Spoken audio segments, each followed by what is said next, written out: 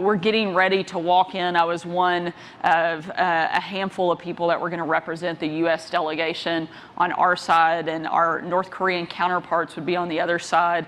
So we're literally going into a room with the world's most brutal dictator and his team that has been charged with carrying out some of these pretty awful orders. Right. And I'm looking up and down the row, and you've got Mike Pompeo, John Kelly, John Bolton, a couple of guys that are experts in North Korean and Asian affairs, and me. And it was very clear very quickly who the one that stuck out was. And so I think, you know what, for my own personal benefit, I'm going to lighten the mood a little bit and see if I can loosen things up, mostly to put myself at ease. And I turned to Mike Pompeo and I said, hey, Mike, am I the only person here who either hasn't killed someone or hasn't ordered someone to be killed? He looks at me, he looks at the room, he goes, yes, Sarah, you're the only one. I told him, I said, I saw that going a little differently. And so that sets the stage for this meeting. So I'm already pretty nervous and terrified of what's going to go down.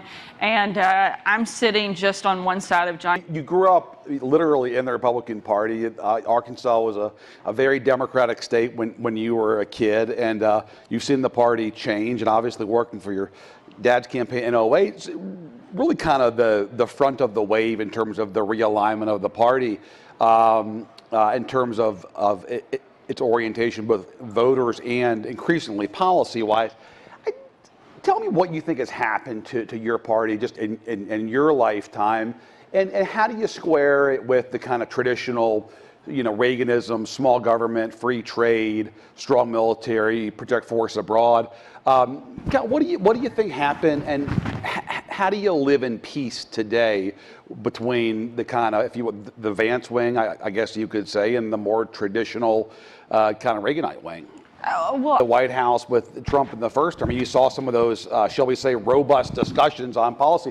What do you think it would be like if we had a Tom Cotton, who's an Uber hawk, with J.D. Vance in the sit room talking about Ukraine policy? Like, how would that go, do you think? I think it'd be fun to be at the table. There you go. So, there you go. And that's one of the beauties, I think, of this president, is that he does, despite what a lot of the critics say, he actually enjoys a really good back and forth and difference of ideas at the table. But ultimately, he's the decision maker. He is masterful at taking in copious amounts of information, getting all of the nuances of both sides, and then being the one to ultimately make a decision. And that's what you need in an executive, and he's very good at it. Governor, what's the biggest difference between politics today and the politics that you grew up with in the 80s and 90s? I think when you first started working in politics that you would long for the days of the mainstream media when there were responsible reporters and editors from newspapers. Come on, fess up. I would love for us to go back to that 100%. There you go. You heard it here. Yeah. No, but like, you know, nowadays, if you want to reach the most Arkansans, right, the most straightforward way to do that is to go on Fox News. I mean, yes, reaching most amount of good, Arkansans, bad, or otherwise, yeah. Or also, frankly, using my own social media.